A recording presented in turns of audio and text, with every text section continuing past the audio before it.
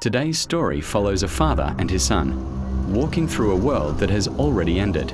A world where the sky is grey, the air is filled with ash, and hope is almost gone. There are no cities, no governments, no future, only survival.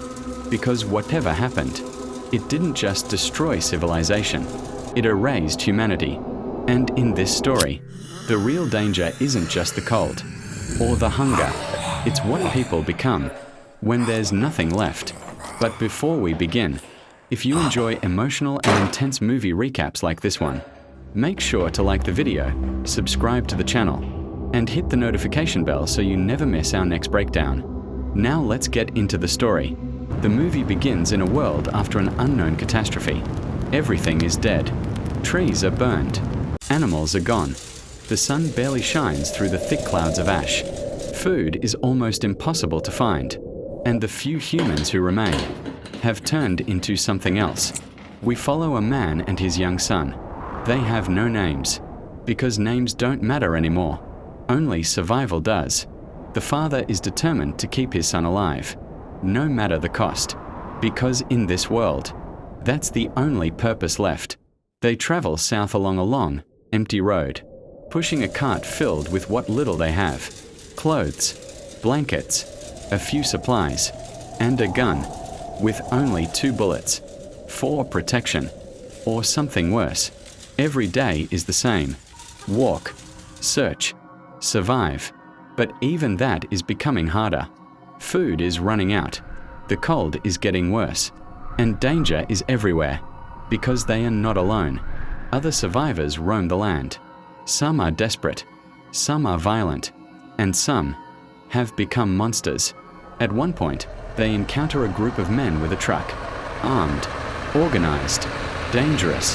The father quickly hides with his son, barely avoiding being seen, because he knows, if they're caught, there's a fate worse than death waiting for them. As they continue their journey, the bond between father and son becomes clear. The boy is kind, innocent, still holding onto the idea of good, even in a world that has none. He constantly asks his father, "Are we the good guys?" And the father always answers, "Yes, we are carrying the fire." It's not a real fire, it's something deeper, a symbol of hope, of humanity, of everything the world used to be. But even that belief is tested. One day, they discover an abandoned house. At first, it seems like a miracle. Shelter, maybe even food. But when they search the basement, they find something horrifying. People, locked away, starving, being kept as food. The truth hits hard. This is what the world has become. Cannibals. Survivors who have completely lost their humanity. The father and son escape just in time, but the image stays with them, a reminder that out here, there are things far worse than hunger. As time passes, the father begins to weaken. He's sick, coughing, struggling to keep going, but he hides it from his son, because he knows, if he stops, it's over.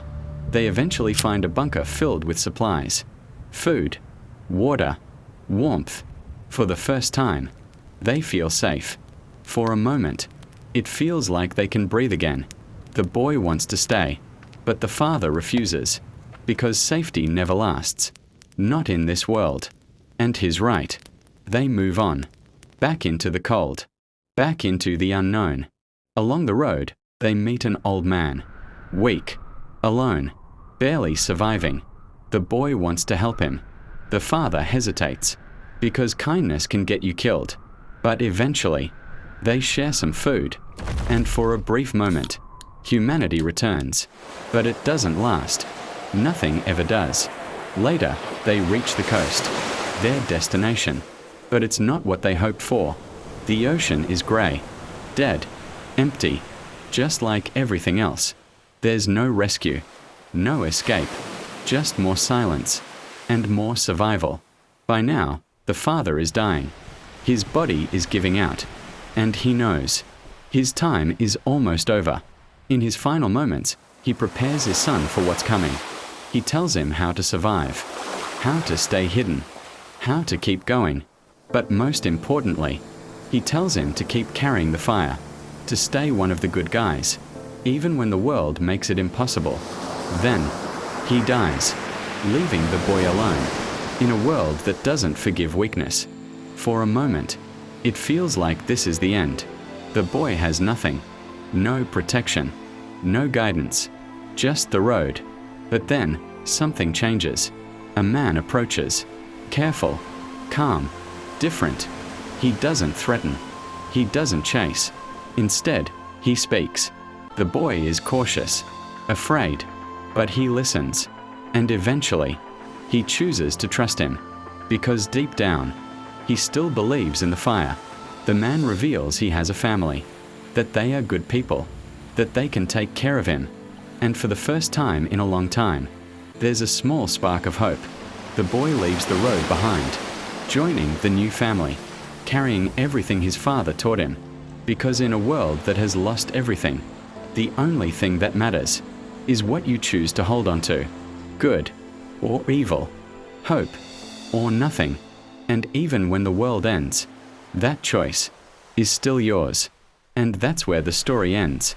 But before you go, if you enjoyed this recap, don't forget to like the video, subscribe to the channel, and turn on notifications for more emotional and powerful movie breakdowns just like this one. And let me know in the comments, do you think you could stay a good person in a world like this? Because here on the channel, survival isn't just about staying alive. It's about who you become along the way.